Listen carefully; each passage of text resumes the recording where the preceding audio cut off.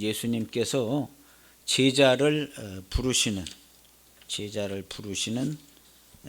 이야기입니다. 그래서 이야기는 예수님이 세례를 받으시고 그 다음에 세례를 받으러 갈 때 세례 요한이 먼저 세례를 주고 있었어요. 세례를 줬는데 세례 요한은 원래 다른 곳에 있다가 하나님의 명령을 받아서 세례를 주고 있었어요. 그래서 어떤 누구든지 그 머리 위에 성령이 내리는 것을 보면 그분이 바로 성령으로 세례를 주실 분이다 하고 네가 그렇게 전하고 그분이 하나님의 아들이라 네가 이렇게 증언을 해라 해가지고 하나님의 명령을 받고 와서 요단강에서 세례를 주고 있었어요. 근데 요단강에서 세례를 받을 때에 많은 사람들이 세례 요한에게 세례를 받으러 왔어요. 예수님의 제자들 중에 거의 다가 예수님께 세례 요한에게 세례를 받았고 이제 예수님도 세례를 받는 장면이 그 앞에 마태복음 우리가 전주에 본 것처럼 세례를 받았어요.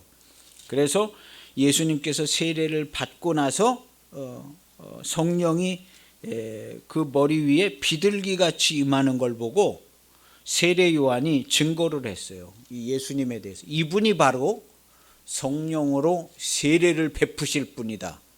이분은 하나님의 어린 양이시다 하고 예수님에 대해서 소개를 했어요. 세례 요한이 세례를 주고 있을 때 많은 사람들이 하루만 딱 세례 준 게 아니에요.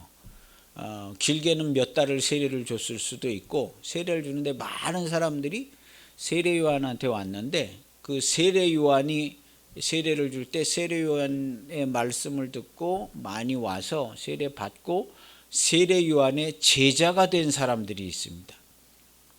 오늘 성경에 보면 세례 요한의 제자가 된 사람들이 나오는데 아마 여기 갈릴리의 벳세다와 갈릴리에 살고 있었던 베드로하고 그 동생 안드레, 오늘 이 성경에 있는 세베대의 아들 요한과 야고보, 이 네 사람은 아마 세례를 세례 요한한테 받았을 거고 그 다음에 여기 안드레하고 요한이 세례 요한의 제자인 것이 제일 확실한 것처럼 성경에 표현되어지고 있어요. 그래서 안드레는 베드로랑 형제고 요한은 야고보랑, 세베대의 아들 요한은 야고보랑 형제, 요한복음 쓴 사도죠. 그래서 야고보하고 형제예요. 그래서 이 예수님께서 세례를 받고 세례 요한이 그 다음날 세례받은 그 다음날 예수님께서 이렇게 다니는 걸 보고 세례 요한이 저분이 바로 하나님의 어린 양이다, 우리가 기다렸던 그분이시다 하고 증거를 했어요. 근데 그 증거를 왜 했냐 하면 세례 요한한테 예수님이 세례를 받은 날 예수님께서 성령이 임하시고 받았잖아요. 그런데 그 다음 날 바리새인들이 제사장하고 레위인들하고 아주 대표를 뽑아서 이 세례 요한한테 사람들이 하도 많이 모이니까 당신이 누구냐, 우리가 기다리던 메시아가 맞냐 하고 세례 요한한테 바리새인들이 사람들을 보낸 거예요. 제사장하고 레위인들을 보내서 이거 확인해 봐야 되는 거 아니냐, 저렇게 사람들이 많이 모이면 우리가 기다리시던 메시아가 온 게 아니냐. 왜냐하면 이때는 식민지 시대였거든요. 식민지 시대 때 메시아, 우리가 기다리던 왕이 오시면 이 나라를 회복시키고 독립도 시킬 수도 있거든요. 그런 이유도 있고 신앙적인 이유도 있고 그래서 사람들이 세례 요한한테 많이 모이니까 저거 알아봐야 되는 거 아니냐, 당신들 알아봤습니까? 했더니 아니 우리도 잘 모르겠고 저렇게 많이 모이기는 하는데 저렇게 모르겠다고. 그러니까 바리새인들이 앞장서 가지고 그럼 저거 알아보자 해가지고 제사장들하고 레위인들 성전에서 섬기고 뭐 찬양도 하고 뭐 그런 레위인들, 제사장하고 레위인들을 대표를 뽑아서 세례요한한테 보냈어요. 그래서 세례요한한테 와가지고 안녕하십니까 하고 당신이 도대체 누군지 물어보라고 그래서 우리 유대인들 대표들 모여서 회의를 했는데 물어보라고 해서 물어보러 왔어요. 당신이 우리가 기다리는 메시아 그분이 맞습니까? 하고 물어보니까 아니 나는 아니고 나는 확실히 메시아가 아닙니다. 그리고 나는 여기서 세례를 주는 이유는 내가 하나님께 명령을 받아서 네가 세례를 줄 때에 성령이 어느 누구에게가 임하면 그분이 바로 메시아고 하나님의 아들이라고 네가 증거를 해라 하는 명령을 받고 있어가지고 내가 그 명령을 지키기 위해서 여기서 세례를 주고 있었습니다. 그랬는데 어저께 한 분이 와서 세례를 받는데 성령이 임하셨는데 내가 그분을 메시아라고 증거를 했어요. 그렇게 얘기를 한 거죠. 그리고 사람들한테도 실제로 본인이 내가 여기서 세례를 주는 것은 이러이런 이유로 세례를 주는 겁니다 하고 얘기를 했겠죠. 그러니까 제자들이 들어서 쓴 거예요. 그래서 제자들이 그 얘기를 들은 걸 여기에다 그 내용을 쓴 겁니다. 요한 사도가 요한복음 1장에 그 얘기를 쓴 거예요. 세례 요한이 세례를 주는 이유를 써놓은 거예요. 그래서 누구에게인가가 성령이 임하는 걸 보면 그가 우리가 기다리는 메시아다라고 증거를 하라고 그래서 우리 선생님이신 세례 요한께서 그렇게 했습니다 하고 요한복음 1장에 써놓은 거예요. 그렇게 해서 예수님이 세례를 받은 그 다음날 마침 무슨 시나리오 각본 쓴 것 같잖아요. 그 다음날 마침 바리새인들이 앞장을 서가지고 레위인과 제사장들이 와서 당신이 메시아입니까? 하고 메시아가 어저께 이제 나타난 거예요. 어저께 출현을 했는데 당신이 메시아입니까? 하고 물어보니까 세례 요한이 그거에 대한 나는 아니고 내가 그런 명령을 받고 와서 세례를 주는데 어저께 마침 그런 분이 나타나셨다 하고 이렇게 증거를 한 거예요. 성경에 이제 그렇게 해서 예수님의 사역에 대해서 소개가 되어지고 있는 겁니다. 근데 절묘한 타임이잖아요. 어제 세례를 딱 받으셨는데 그 다음날 대표단이 와가지고 물어봐요. 물어보고 세례 요한이 거기에 대해서 대답을 딱 해준 내용이 여기 성경에 딱 기록되어 있어요. 그 스토리가 시나리오를 수천 년에 거쳐서 시나리오를 이렇게 딱 맞춰놓은 거예요. 딱 맞춰서 우리가 이 문장을 이렇게 읽게 된 거예요. 이건 보통 역사가 아닙니다. 하나님이 이렇게 큰 역사도 하지만 일개 개인의 생활의 모든 것을 완전히 주관하는 걸 믿는 자가 성도입니다. 성도는 옛날부터 지금까지 이걸 완전히 믿었어요. 내가 왜 이런 사람을 살아야 돼? 이해가 안 되겠죠. 내가 왜 이런 삶을 살았고 내가 지금 현재 왜 이런 삶을 사는가 이해가 안 되지만 그거는 하나님께서 다 인도를 해 주신 거예요. 본인의 스스로 결정, 자유의지를 가지고 선택을 했지만 그 인도하고 그 길들을 예비하시는 분은 100% 하나님께서 그렇게 하신 겁니다. 100%. 그래서 내가 내 삶을 살다가 어떤 일을 당하든 무슨 일을 겪든 하나님의 뜻을 잘 생각해 봐야 합니다. 하나님께서 왜 나를 이런 환경에 만나게 하셨고 뭐 어떻게 하다 복권이라도 한 장 맞으면 이거 왜 복권이라도 맞게 하셨는가 생각을 해봐야 돼요. 하나님의 계획과 인도하심이 없이 일어나는 일은 전 지구적으로 타 종교를 망라하고 단 한 가지도 없습니다. 불교 신자도 이슬람 신자들도 하나님이 인도하고 계획하고 통제하지 않는 일은 일어나는 일이 없어요. 심지어는 사단도 마귀도 하나님이 다 통제하고 하나님이 다 허락하고 하나님이 다 그대로 내비두든가 막을 때 막지 않고 그렇게 해서 이 세상은 정확하게 움직여지고 있습니다. 그래서 여기 세례받고 와서 물어보는 사람들이 딱 그 절묘한 타임에 와서 딱 물어보고 그걸 세례 요한의 제자인 요한이 세베대의 아들 요한이 거기서 이렇게 듣고 있다가 나중에 요한복음에 쓴 거예요. 그걸 오늘 제가 여기서 얘기하는 거고요.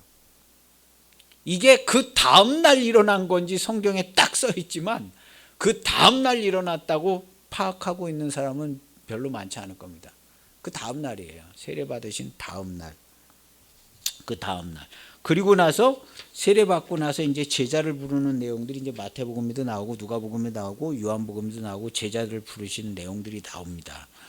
제자를 부르시는 내용. 그래서 세례 요한이 세례를 준 벳세다, 갈릴리, 뭐 그 가까운 데서 이제 다 걸어서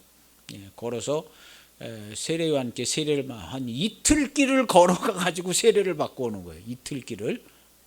거리가 그렇게 가깝지 않아요. 예전에 뭘 마차 타고 간 게 아니라 저 세례 요한이 요단강에서 세례를 주더라 하는 소문이 나가지고 그냥 이 몇 달 사이에 일어난 거죠. 막 이틀 길, 사흘 길 막 그렇게 걸어와 가지고 가서 세례를. 요즘도 뭐 순례 하시는 분들 막 한 달씩 막 순례하고 그런 것처럼 걸어와서 세례를 받고 가는 거예요. 걸어와서. 그렇게 세례를 받았는데 그분이 세례 요한이 그 다음 날 예수님께서 이렇게 다니는 걸 보고 저분이 하나님의 어린 양이다. 한 번 더 증거를 했어요. 그 얘기를 듣고 세례 요한의 제자들 중 2명이 저분이 하나님의 어린 양이야 하고 증거를 하고 세례 요한의 제자들 중 2명이 바로 예수님을 쫓아가요. 저분이 하나님의 어린 양이다 하니까 그냥 그 자리에서 그냥 쫓아가요. 그냥 그 자리에서 쫓아갔어요. 쫓아오고 막 따라가는 거예요. 그냥 예수님 가는 걸 따라가 그 자리에서. 그러니까 예수님께서 이렇게 돌아본 다음에 그 2명 세례 요한의 제자 2명한테 물어봤어요. 뭐라고 물어봤냐 하면은 세례 요한의 제자 2명한테 요한복음 1장에 보면 물어보는데요. 무엇을 구하느냐 하고 물어봐요. 무엇을 구하느냐. 세례 요한의 제자들한테 무엇을 구하느냐 이렇게 물어보죠. 따라오니까 예수님께서 보고 그게 몇 절이냐면은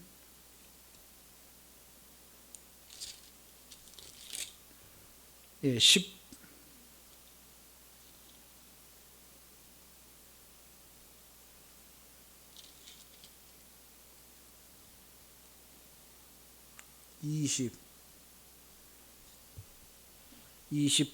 29절에 보면 세상 죄를 지고 가는 하나님의 어린 양이로다 이렇게 얘기하고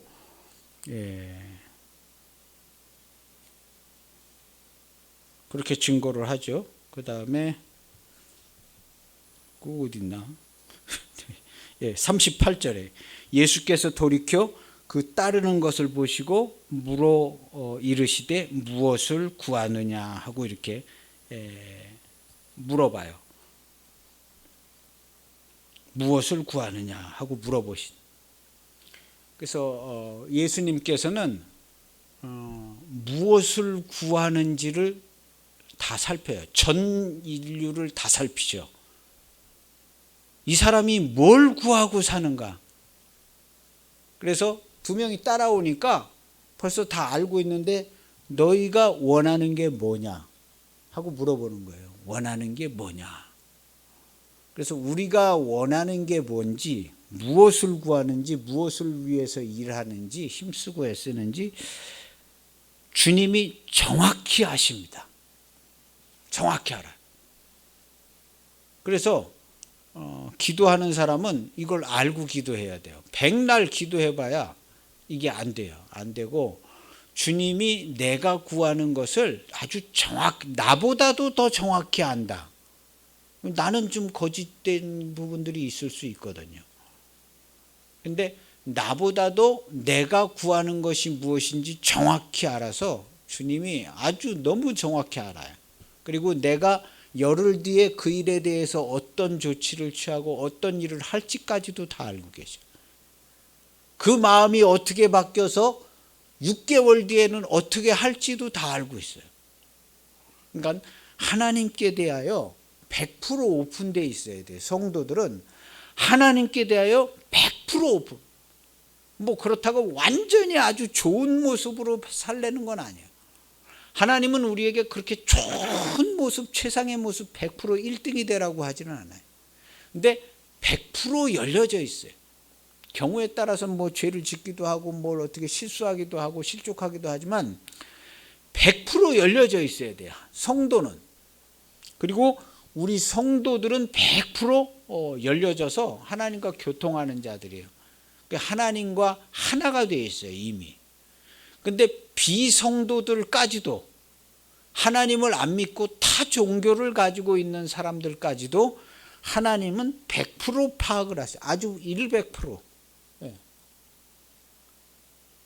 100% 파악을 하고 계세요. 이게 불가능하지가 않다는 걸 우리는 전 세계 모든 사람들이 이미 다 알게 돼 있어요. 100% 파악을 할 수 있다는 게 가능하다는 건 물리학자들은 다 알고 있어요. 물리학자들은. 그렇게 하나님이 우리 모든 사람들의 삶을 완전히 100% 알고 있고 통제하고 있고 다 결정되는 걸 허락도 하고 이렇게 하고 있습니다. 이 100%입니다. 내일 뭐 10년 뒤 상관이 없어요. 하나님은 시간이 없기 때문에 다 현재로 100% 파악을 하고 있습니다. 100%. 시간 개념이 우리하고 하나님의 개념은 달라요. 근데 이제 우리들도 시간 개념이 지금 막 완전히 새 창조가 되듯이 시간 개념이 바뀌어졌어요. 우리가 알고 있던 시간 개념 자체가 이제 완전히 새 창조가 되어져 가지고 그런 이제 새창 우리의 삶과 생각과 사고 구조, 문화, 예술 뭐 다 완전히 막 새 창조가 되어지고 있어요. 새 창조가 시간 개념이 바뀌어졌기 때문에 시간이라는 것 자체가 없어져 버렸기 때문에 이제 완전히 다 새 창조가 되진 거예요. 이런 거 저런 거 파악을 안 해보신 분들은 빨리빨리 파악해 봐야 돼요. 뭐 유튜브 같은 데서 검색해 보든가. 이게 빨리빨리 파악을 해야지 앞으로 뭘 사업을 하든 뭘 하든 예술을 하든 뭐 문학을 하든 학문을 하든 이 바뀌어지는 걸 빨리빨리 파악을 해야 대처를 잘 하죠.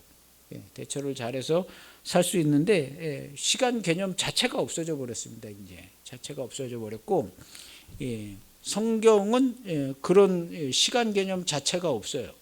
시간 개념 자체가 없어요. 과거, 현재, 미래가 그냥 딱 일맥상통하고 알파부터 오메가까지 다 하나예요. 하나. 이미 그렇게 되어 있어요. 그래서 이 시간이 없어져서 제일 알기 쉽게 된 것은 성경을 제일 알기 쉽게 된 거예요. 그 다음에 성경에 있는 기적을 안 믿는다 그러는데 기적이라는 것 자체를 믿을 필요가 없어졌어요. 이제 기적의 뭐 하나님 뭐 이런 말이 필요가 없어요. 이건 기적도 아니고 하나님께서 그냥 하시는 거예요. 그냥 물리적으로 일을 하시는 거예요. 병을 고친다든가 무슨 뭐 이 산이 옮겨서 바다로 옮겨진다든가 이게 이제 불가능한 시대가 아니에요. 하나님께서 물리적으로 다 할 수 있는 다 할 수 있다고 이해를 하는 시대로 바뀌어진 거예요. 이런 말이 이해가 안 되시는 분들은 빨리빨리 공부를 해가지고 이런 문장을 이해할 수 있는 사람들이 빨리 되줘야 돼요.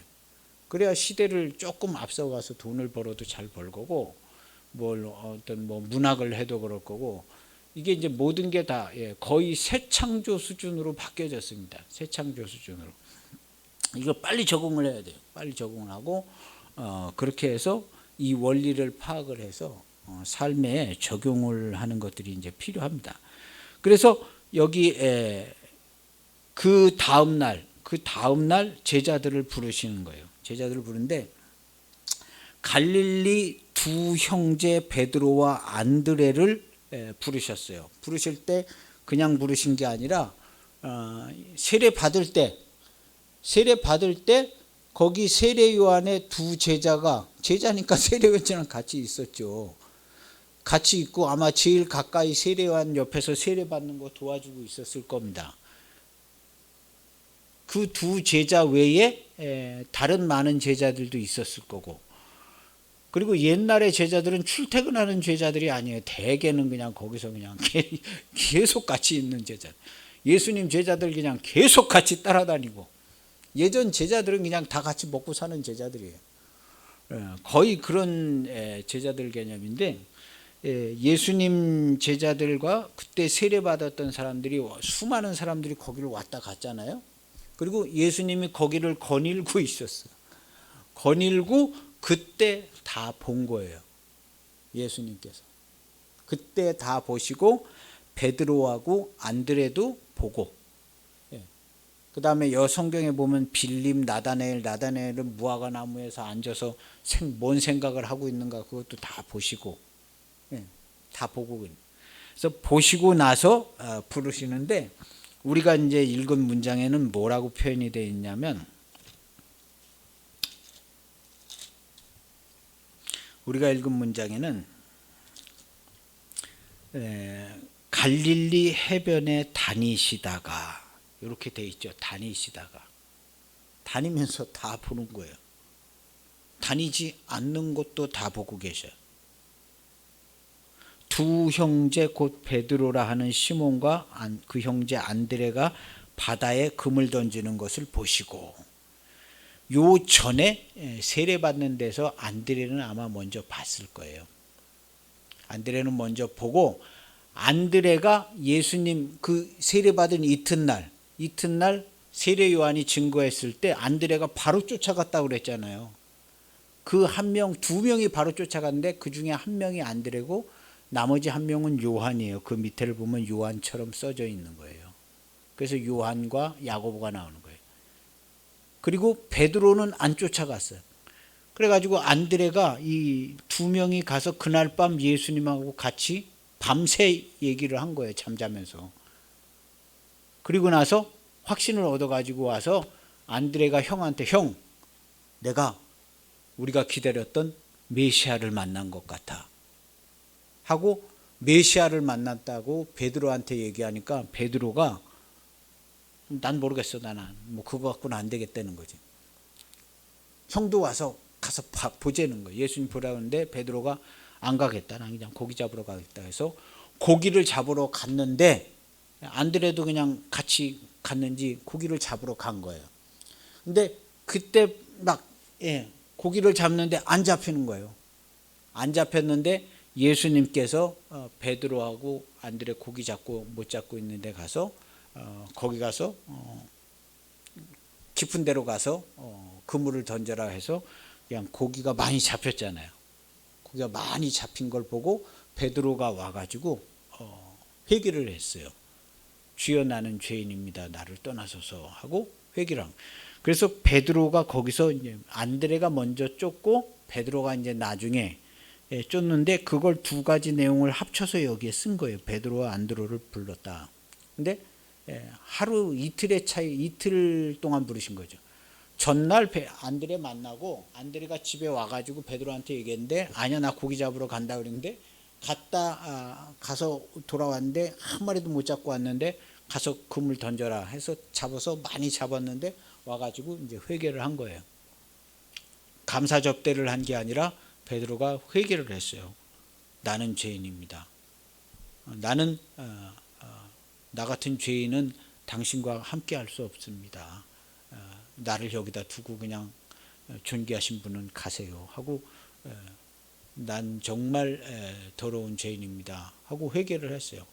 근데 예수님께서 베드로를 불러가지고 제자를 이제 부르신 거예요. 그래서 안드레하고 베드로가 제자가 된 거예요.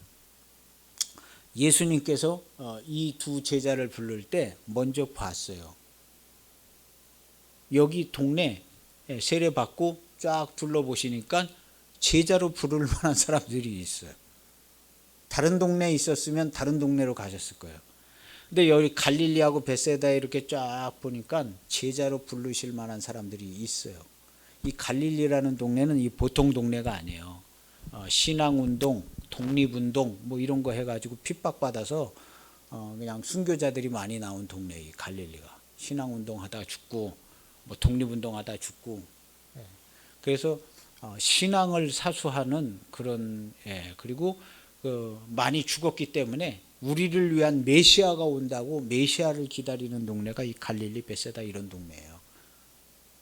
이 동네가 그냥 시골에서 그냥 농사만 짓고 사는 동네가 아니라, 그리고 이 동네 사람들은 저기 에스엔에라는 아주 그냥 사막 가운데 있는 사해사본도 거기서 나오는 그런 데 가가지고 말씀도 배워오고 그런 사람들이 많이 사는 동네예요.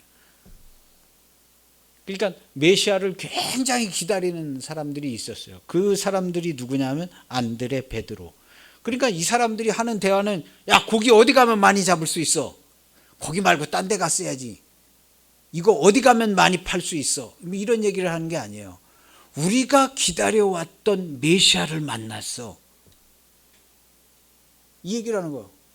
어쩌니까 고기 많이 잡았어? 물어보는 게 아니라, 고기 잡으러 나갔다며? 어디 괜찮았어? 그런 거 물어보는 게 아니에요. 관심사가 뭐냐? 관심사가 메시아가 관심사였던 사람들이에요. 베드로, 안드레, 요한, 야고보. 세례 요한이 나타나니까 그냥 세례 요한의 제자가 돼버리는 거예요. 금방. 세례 요한의. 이 메시아를 기다리고 하나님의 나라를 기다렸던 사람들인 거예요. 이 사람들은 그냥 사람들이 아니에요. 그렇다고 기다렸다고 예수님께서 그냥 제자로 삼아주시냐? 아니에요. 이 사람들을 본 거예요. 예수님께서 딱 보시고 제자가 될 만한가 안 될 만한가 보신 거예요. 그런데 이 사람들이 제자가 될 사람들이었기 때문에 부르신 거예요. 우리들도 마찬가지입니다. 우리 사람들도 교회를 다니던 교회를 다니지 않던 다 상관이 없어요. 다 상관이 없이 주님께서 다 지켜보고 계십니다. 다 지켜보고 계세요. 교회를 안 다니고 그냥 난 교회는 안 다니고 돈을 많이 벌어가지고 아주 편하게 먹고 살고 싶어. 그런 생각을 가지고 있는 사람도 주님께서 정확히 보십니다. 돈을 많이 벌어서 괜찮게 살 사람인가 아닌가. 이 사람을 악한 자로 써야 될까 아니면 착한 자로 써야 될까 다 보시는 거예요. 어떤 사람은 악한 일을 하는 사람으로 그냥 내비두십니다. 그래서 이 세상에 범죄자들도 있고 그런 거예요. 악한 일을 하는 사람들로 그냥 쓰임받게 그냥 내비둬. 근데 어떤 사람들은 악한 일을 하는 사람들을 건져서 선한 일을 하는 사람들을 만들어 주기도 해요. 또 선한 일을 하는 사람들을 기독교 상관없이 타종교인까지도 다 선한 일을 하는 사람들은 또 선한 일을 더 잘하라고 그 사람들을 조금 더 잘 도와줄 수는 있어요. 이건 구원과 상관이 없어요. 하나님께서 도와주셨다고 구원받는 건 아니에요. 그래서 성경에 보면 고레스 왕도 쓰시고 이집트 파라오 왕도 내가 부리는 사람이야 하고 그렇게 하는 거예요. 그리고 악한 일을 하는 사람도 하나님께서 부리시고 악한 일을 하고 있으니까 그냥 그런 나름대로 다 쓰시는 거예요. 그래서 정확하게 파악을 하셔서 보시는데 하나님이 우리를 정확히 보세요. 그래서 우리 성도들은 말할 필요가 없어요. 성도들은 일거수일투족 무슨 생각을 하고 있는지 완전히 파악을 하세요. 완전히. 그래서 합당하고 거룩하고 온전한 생각을 하는 사람들은 아주 하나님께서 잘 살게 하십니다. 잘 살게. 평강으로 기쁨으로. 그 생각이 온전치 못하면 그거에 대한 값을 반드시 받습니다. 반드시. 그래서 우리 성도들은 어떻게 살아야 하냐면 거룩하고 흠이 없이 살아야 돼. 예수님께서 얘기를 해주신 거예요. 정답. 너희 아버지께서 온전하신 것 같이 너희도 온전하라. 그래서 성도들은 어찌됐든지 간에 죄를 단 한 번도 지으려고 그러지 말아야 되고 아주 거룩하고 흠이 없는 삶을 살아야 돼. 거룩하고 흠이 없는. 성도들은 이걸 할 수가 있어요. 성도들은. 그리고 이미 옛날부터 지금까지 모든 성도들은 거룩하고 흠이 없는 완전한 삶을 살았어요. 본인들이 그렇게 생각을 안 할지도 몰라요. 그렇지만 오늘날 여기서 하나님의 종이 선포를 하고 있기 때문에 그 모든 사람이 거룩하고 흠이 없는 완전한 삶을 사는 거예요. 아주 100% 완전해. 그래야 그 사람이 완전한 하나님 나라에 갈 수 있거든요. 그 사람이 살았을 때에 나는 완전하지 못한 것 같은데요. 나 형편없이 살았습니다. 근데 그것은 그 사람의 모습이 아니에요. 그 형편없이 살았던 것은 십자가에 예수님하고 못 박혀서 완전히 없어졌어요. 그리고 새로 지음을 받은 그 사람의 삶은 순도 100%로 완전해요. 새로 지음을 받은 하나님의 성도는 범죄하지 않습니다. 단 한 번도 범죄한 사람이 없어요. 한 명도 없고 단 한 번도 없어요. 교회가 예수님께서 세워주신 일에 죄를 지은 성도는 단 한 명도 없어요. 한 명도. 단 한 번도 없어. 그럼 그 예전에 죄 지은 사람들은 다 뭐냐고, 기독교인들. 그 사람은 십자가에 못 박혀서 완전히 없어졌어요. 그건 이 세상 사람이 아니에요. 다 없어진 거예요, 본질상. 그래서 거룩하고 흠이 없는 완전한 성도만 남아있는 거예요, 교회는. 그리스도의 몸인데 그리스도의 몸은 완전 100% 순결하고 완전합니다. 그래서 교회와 성도는 완전히 100% 순결하고 완전. 그것이 사도 바울이 전해준 교회론이에요. 사도 바울이 전해준. 사도 바울은 이 말씀을 전했을 때, 사도 바울 누가 뭐 말씀 들으러 온 사람도 별로 없고 편지 조금 하고 그 편지가 남아 있는 거예요. 사도 바울이 어디 가서 뭐 담임 목회 하신 적도 없고, 그리고 사도 바울은 이렇게 저렇게 잡혀가 가지고 결국엔 죽었어요. 순교를 했어요. 순교에 매도 맞고 막 감옥에 갔는데도 일절 흔들림이 없이 순도 100%의 찬송을 하고 순도 100%의 기쁨으로 채찍을 맞고 그렇게 했어요. 사도 바울이 예수님처럼 그렇게 얻어맞고 그냥 막 했는데 감옥에서 막 찬송을 부르니까 옥문 옥터가 막 흔들리고 막 다른 막 찾고 벽에 붙어있던 이것도 다 풀러져 가지고 막. 사도 바울이요. 성도의 모습은 그렇습니다. 사도 바울과 같아요. 단 한 번도 기쁨을 빼앗긴 적이 없어요. 사도 바울이. 여기 사도 바울이 단 한 번도 기쁨을 빼앗긴 적이 있는 게 성경에 어디 써 있나 봐보세요. 단 한 번도 없어요. 사도 바울이. 예수님이 말씀하신 것처럼 이거와 똑같이 교회가 생긴 일의 모든 성도는 단 한 번도 기쁨을 빼앗긴 적이 없어요. 이건 오늘날 제가 선포했기 때문에 그대로 되는 겁니다. 그대로 되는 거고, 이거 선포하라고 그래서 선포하는 거예요. 하나님께서 교회는 완전하고 성도는 완전하다. 이거를 선포하라고 해서 이 완전히 새 창조가 막 이루어지는 이 시대에, 이 시기에 우리 교회도 교회는 완전하고 성도는 완전하다. 거룩하고 흠이 없다. 단 한 개도 없다. 교회와 성도는 단 한 번도 죄를 지은 적이 없고 단 한 번도 죄를 지은 사람이 없다. 오늘날 이때까지 앞으로 영원히 없다. 이걸 선포하라고 이 새 창조가, 새 창조에 대한 정보가 막 퍼져나가는 이 시대에 이런 메시지를 전하고 있는 겁니다.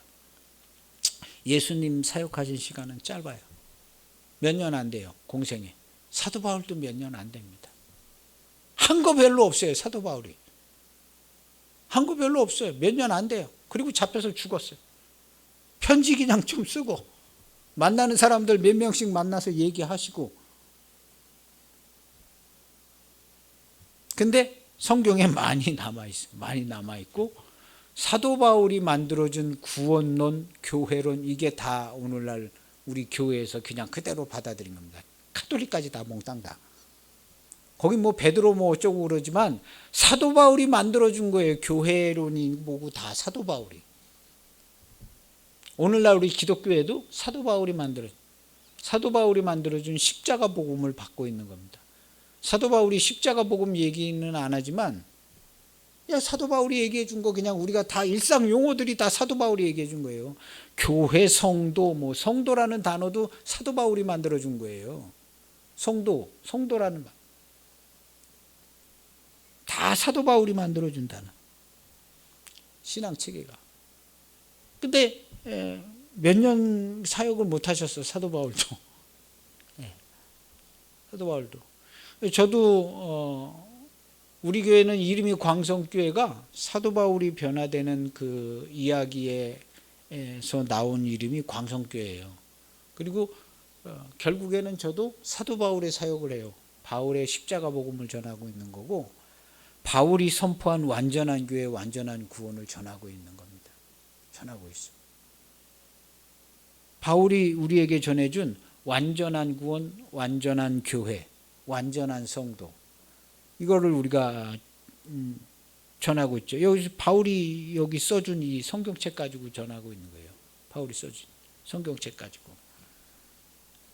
그래서 예수님께서 이 보신다는 거, 이거를 작게 생각하면 안 돼요. 우리 기독교인들은 특별히나 우리 구원을 얻은 성도들은 나의 일거수일투 중 완전히 100%, 내가 아무리 자유의지를 사용해서 별짓 다 하고 아무도 모르게 별 생각을 다 해도 완벽하게 파악하고 있어요. 이거는요, 물리학자들이 잘 알고 있어요. 물리학자들이. 우리 기독교인들보다 물리학자들이 그냥 다 알고 있어요. 그거 완벽히 파악되지. 얼마든지 가능해. 하고 물리학자들이 다 알고 있는 얘기들이에요. 사람이 무슨 생각을 하는지 그냥 완벽하게 100%. 그것도 전 세계의 모든 사람을, 어떤 절대자가 있다면 완벽하게 파악을 할 수 있다는 거. 시간과 아주 상관없이 과거로부터 미래까지 하죠. 물리학자들은 다 그렇게 알고 있어요. 거의 그렇게 생각을 할 겁니다. 이런 종교적이고 성경적인 얘기를 들으면 그거 가능해. 다 가능하다는 거예요. 수학적으로 풀어낼 수는 없지만 오늘날 학자들은 다 가능하다고 얘기하는 거예요. 여기 나오는 뭐 기적이니 무슨 뭐 예수님이 갑자기 나타나는 거라든가 기적 뭐 이런 것도 다, 이건 뭐 기적이란 단어가 필요가 없는 시대가 된 거예요. 그런 시대에 살고 있어요. 그래서 하나님의 완전한 지원을 받고 있습니다. 2주 전에 그런 말씀을 드렸는데 우리 성도들은 하나님의 완전한 지원을 받아요. 완전한 지원을 받고 사는 우리 완전한 성도들이 되시길 바랍니다. 뭐가 부족해가지고 맨날 하나님 이것도 주세요, 저것도 주세요, 그렇게 기도할 이유조차도 없어요. 이유조차도. 예수님께서 내가 마지막 때에 믿는 자를 보겠느냐, 그렇게 얘기하셨어요. 여러 의미가 있는데 내가 마지막 때에 믿는 자를 보겠느냐, 여러 의미가 있어요. 우리는 애골복골 기도할 만한 이유도 없고 그렇게 안 해도 됩니다.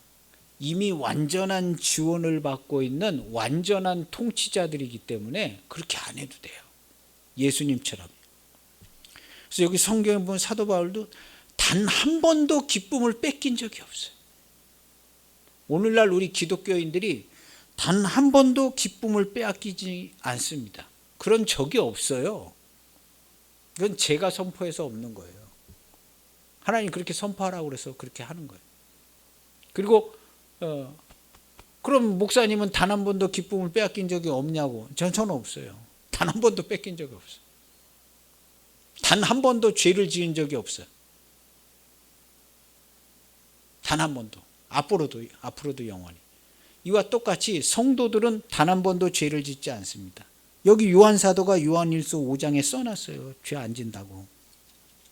제가 얘기한 게 아니라 요한사도가 그렇게 얘기를 해놨다니까요.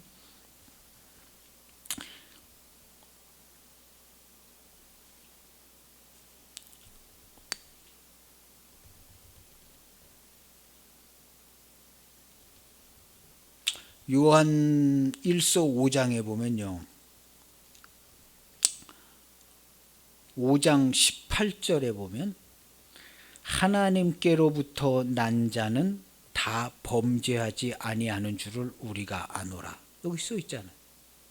하나님께로부터 난 자는 다 범죄하지 아니한다. 단 한 번도 범죄하지 않습니다. 하나님께로부터 난 자는. 범죄 자체가 성립이 되지를 않아. 누가 옆에서 야, 너 그거 죄진 거 아니야? 그렇게 정죄를 할 수 있어요. 그렇지만 단 한 번도 정죄되지 않습니다. 그 정죄되는 걸로 말미암아 기쁨을 빼앗기는 일도 단 한 번도 없어. 이게 완전한 성도예요. 오늘날 우리가 제공해 주는 이 세상의 뭐 학문이나 법률 체계나 뭐 양심이나 사회 심리학이나 이런 걸 우리가 쫓아가지 않습니다. 성도들은 여기 성경에 써 있는 진리의 말씀을 쫓아가요. 단 한 번도 죄를 짓지 않아요. 성도는 죄를 질래야 질 수가 없어요. 성도는 거듭난 성도가 무슨 재주로 죄를 져요? 예수님의 몸이 무슨 재주로 죄를 져? 예수님의 몸인데 순도 100%. 예수님이 죄 짓는 거지. 성도가 죄를 짓는 것은 예수님이 죄를 짓는 것과 같고 하나님이 죄를 짓는 것과 같아. 이건 있을 수가 없고 성립이 되지를 않아요. 성도는 그래서 죄를 짓지 않는다는 거예요. 그럼 죄를 진 건 뭐냐? 그건 십자가에 못 박혀서 죽은 옛사람이 죄진 거지, 거듭난 성도는 죄를 짓지를 않아요. 이게 사도 바울이 우리에게 준 교회론이고 구원론이고 기독론이에요. 그것이 똑같이 다시 전해지는 거예요. 현대적인 언어를, 물리학적인 이런 정보를 제공을 해서 현대적인 언어로 다시 선포하는 거예요. 그리고 우리의 기록은 유튜브 영상으로 남습니다. 유튜브 영상으로 남아요. 사도 바울이 이 얘기를 했을 때 안 받아들였어요, 교회는. 그랬으면 내가 어디 큰 교회 담임 목사로 청빙받았지. 사도 바울 얘기 안 받아들이는 거예요. 야, 너 미쳤다. 응? 공부를 많이 했더니 네 제정신이 아니고 뭔 소리를 하고 있는 거냐. 너 뭐 십자가 복음 외에 다른 거 얘기할 게 없냐. 사도 바울이. 그건 똑같은 거예요. 똑같이 되고 있는 거예요. 그래서 제가 이런 사역을 하다 보니까 사도 바울이 조금 더 이해가 되지더라고요.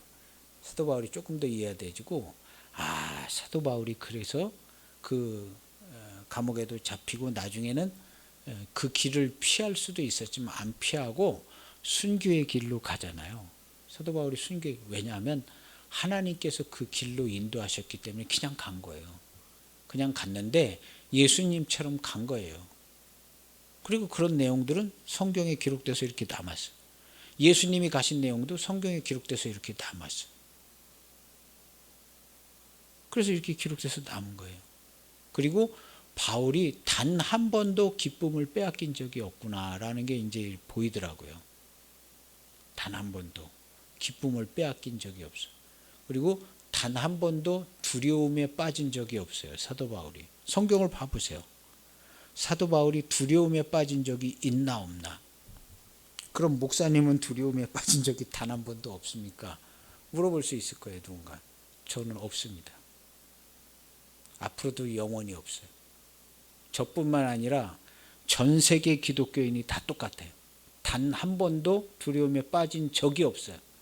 성도들 중에 두려움에 빠진 성도는 단 한 명도 없습니다. 교회가 생긴 이래. 그게 정답입니다.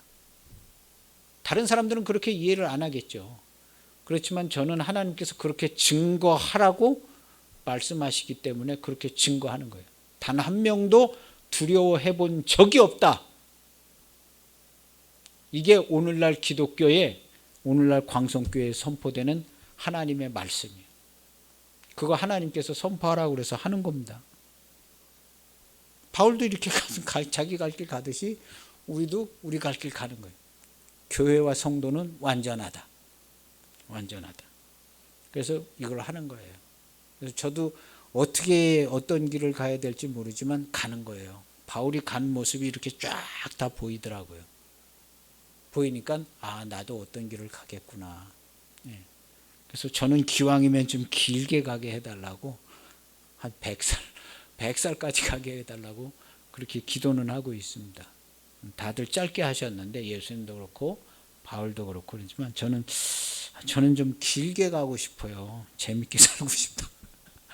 재밌게 살고 싶어요. 어디 끌려가서 순교하거나 이런 거는 별로 생각이 없다고 그렇게 기도를 하고 있는데,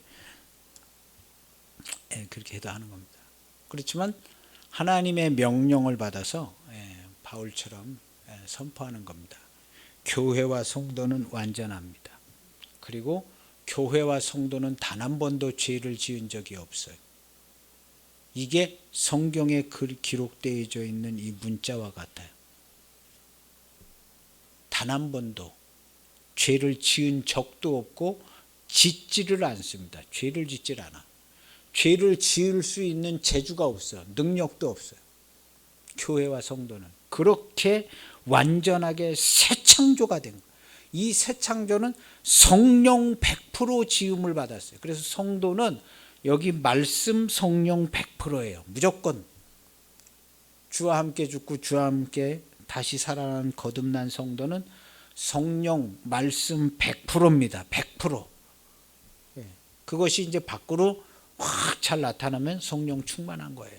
뭐 방언을 하든 뭐 능력을 행하든 예언을 하든 얼마든지 다 할 수 있어요. 성령 100%의 사람이기 때문에 그렇습니다. 그렇게 우리가 지음을 받았어요. 지음을 받았고 하나님께서는 우리가 지음을 받을 때 이 세상도 새 창조를 했어요. 올 100% 새 창조. 우리 기독교인들은 잘 안 믿을 줄 몰라도 물리학자들은 다 믿을 거예요. 올 100% 새 창조가 가능하냐? 가능하다는 거예요. 물리학자들은. 가능하다는 거예요. 얼마든지 가능하지. 수학적으로 계산은 못하지만 얼마든지 가능한. 우리가 지금 보이는 이 세상 그대로 있는데 이게 올 100% 새 창조가 될 수 있냐? 될 수 있다는 거예요. 그런 실험도 하고 있어요. 다 물리학자들은 다 실험도 하고 있어. 이론으로 안 나왔다 뿐이지 얼마든지 열린 생각을 하고 있습니다. 그러니까 이런 시대에 맞춰서 살아가기 위해서 그렇게 살아가는 겁니다. 그리고 우리가 알던 모르던 이후 시대는 이렇게 다 바뀌어집니다. 벌써 얼마나 많이 바뀌어지는지 몰라요. 드라마에서 쓰는 대화라든가 뭐 쓰는 용어, 언어 이런 것들이 막 쫙쫙쫙쫙 바뀌어지고 있습니다. 이미 그렇게 되고 있어요. 최근 1, 2년 사이에 사람들이 쓰는 언어나 용어 막 TV에서 이런 게 막 바뀌어집니다. 그게 아주 눈에 띄게 바뀌어져요. 근데 이런 것들이 이제 조금 더 막 이렇게 되면 바뀌어집니다. 어떤 윤리적인 윤리 의식도 바뀌어지고 문화예술 사조 뭐 이런 것도 바뀌어지고 다 바뀌어집니다. 근데 우리 교회의 성경에 맞게 바뀌어지는 거예요. 성경에 기록된 내용에 맞게. 그래서 제일 좋은 거는 모든 사람들이 성경을 볼 수 있는 눈이 더 많이 열려진다는 거예요. 성경을 보고 이해할 수 있게끔 아주 잘 열려져요. 뭐 시간도 다 없어져 버리고 뭐 기적이라는 것도 다 없어지고 이제 초자연적인 역사 이런 단어 자체가 필요가 없는 시대예요. 초자연적인 역사라든가 뭐 이런 것 자체가 필요가 없어서 성경을 보기에 굉장히 좋은 시대가 됐어요. 보는 관점에 따라서 다르긴 하지만 이건 하나님께서 열어가는 거고 이 시점에 이제 우리도 이제 바울의 이 서신서들을 통해서 완전한 교회, 완전한 성도, 완전한 구원을 선포하게 되는 겁니다. 그래서 요즘 예수님이 제자들을 부르잖아요. 그래서 저도 이런 사역을 하고 있는데 제자들을 부르는 겁니다. 이 메시지는 유튜브로 나갈 건데 그래서 뜻있는 하나님의 사람들이 이제 우리 교회로 올 거예요. 타교회를 다니다가도 오실 수 있고 타종교를 갖고 있다가도 오실 수 있고. 그래서 우리 교회는 거기 보면 우리 그 페이지 보면 주소가 희미하게 보이는데 다 주소도 나와 있습니다. 전화번호랑. 그리고 유튜브 영상 밑에 더보기에 보면 주소랑 전화번호가 있어요. 그래서 우리 교회를 직접 찾아오시면 돼요. 그리고 이제 우리 교회 예배는 이제 전 세계로 송출이 되기 때문에 예수님이 제자를 부르신 것처럼 제자를 부르는 거예요. 그래서 세례 받으시고 제자 부르시고 이제 교회가 세워지는 거 이걸 쭉 한 번 합니다. 아마 한 번밖에 못 할 것 같아요. 내용들이 방대해서 제 생애에 아마 한 번 하는 건데 한 번밖에 못 하기 때문에 이제 제자를 부르는 것도 여기서 직접 부르는 거예요. 그래서 우리 교회에 오실 수 있는 분들은 오시면 돼요.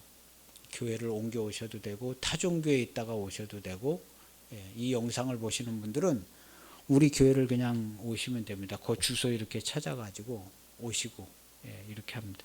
그래서 예수님께서 제자들을 다 보시고 부르신 거예요. 완전 파악하시고 부르시는 겁니다.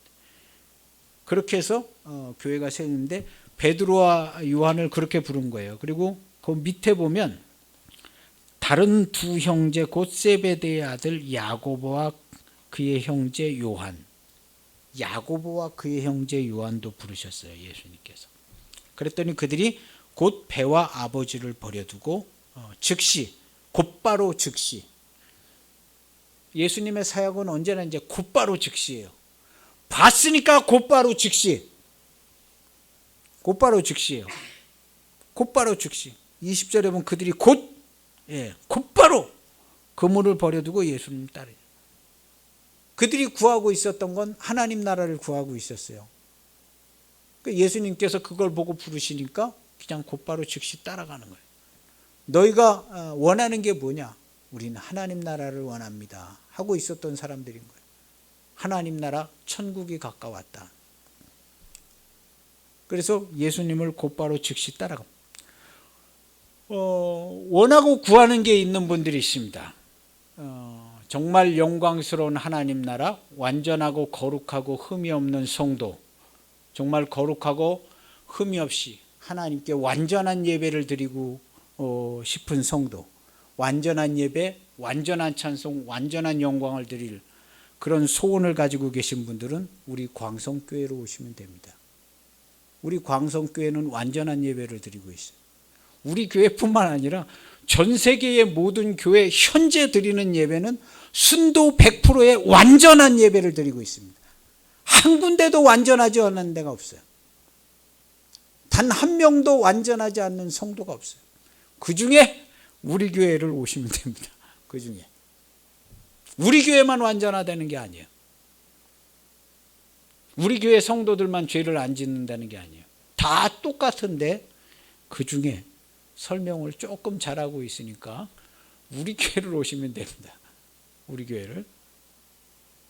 전 세계에 지금 이 영상이 송출이 되는데 우리 교회를 오십니다. 수원시 권성구 서둔동 171의 13번지, 서둔로 222번 길 20, 광성교회. 여기 교회가 조그맣게 지어져 있어요. 우리 교회로 오시면 됩니다. 우리 교회랑 다른 교회랑 똑같아요. 다른 게 하나도 없어요. 교회는 모두 완전하고 성도는 모두 완전합니다. 단 한 번도 죄를 짓지 않습니다. 그래서 우리 교회를 오시면 되겠습니다. 여기 이제 제자를 부르시니까 보이니까 우리도 저도 여기서 한번 직접적으로 얘기하는 거예요. 그래서 모든 걸 다 보시고 계신다. 모든 걸 다 보시고 있어요. 나중에 보면은 요한복음에 빌립과 나다나엘을 부르시는 얘기도 바로 그냥 이어집니다. 그날이 언제냐면 세례받은 세 번째 날, 그 다음 날도 역시 똑같이 빌립을 보시고 나다나엘 보고 나무 아래서 직접 본 게 아니라 지나다니다 보셨던, 뭘 이렇게 마음으로 보셨던, 보신 거예요. 보시고 나서 그들을 부릅니다. 예수님은요, 우리의 평생의 삶을 지켜보십니다. 아주 완전하게. 그래서 생각과 마음을, 기도는 못하더라도 생각과 마음을 100% 오픈해서 하나님께 아름답게 갖고 있는 사람을 하나님께서 축복해 주십니다. 그 마음을 평안하게 해주세요. 생각과 마음. 우리 기독교인은 말할 것도 없죠. 타종교인, 불신자 상관없습니다. 하나님의 은혜는 일반적으로 주어지는 은혜가 다 있어요. 그 은혜조차도 완전한 은혜예요. 하나님께로 베풀어지는 은혜는 완전해요. 모든 게 다 완전. 하나님께로부터 나오는 것은 1부터 100까지 다 완전하고 충만한 겁니다. 우리 교회는 하물며 얼마나 더 성도는 충만하겠어요. 그러니까 우리 성도와 교회는 그런 생각을, 나는 완전하고 하나님의 전능하신과 같이 완전한 충만한 은혜의 사람이다, 이렇게 생각을 해야 되는 거예요. 그리스도의 몸인데 그렇게 생각, 나에게 완전한 지혜가 있고 완전한 통치권을 이미 주셨고, 그래서 완전한 통치권을 주신 겁니다. 그리고 나는 말씀 100%, 성령 100%의 거룩하고 흠이 없는 성도입니다, 이런 생각을 가지고 있어야 합니다. 그래서 우리도 예수님의 제자로 부름받는데, 예수님은 무슨 생각을 하고 있는가, 무엇을 구하는가, 무슨 생각을 어떻게 하고 어떤 사람인지 어떤 마음의 결단을 하는지 정확히 다 압니다. 이건 제가 살아봐서 알고요, 모든 사람들이 다 알고 있는 내용이에요. 정확히 보시고 정확히 인도하세요. 그래서 할 말이 있는 분들은 꼭 하나님께 기도하고 하나님께 여쭤보고, 하나님의 은혜에 완전한 은총 가운데 그리스도의 몸으로 살아가시는 저와 여러분들이 되시기를 축복합니다. 기도하시겠습니다.